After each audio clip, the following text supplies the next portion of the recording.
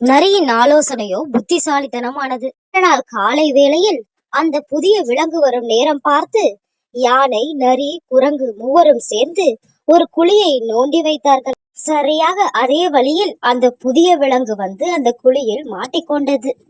உடனே அனைத்து விலங்குகளும் உற்சாகமாக கத்தின.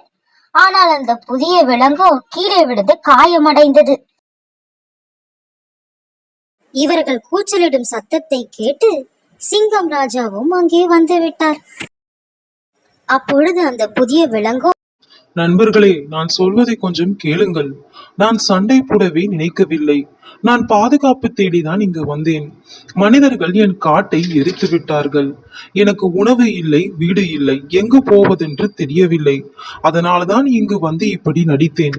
அப்பொழுது சிங்கம் ராஜாவோ, அப்போ நீயும் எங்களுடன் சேர்ந்து ஒற்றுமையாக வாழ வேண்டும் என்று அறிவுரை கூறினார்.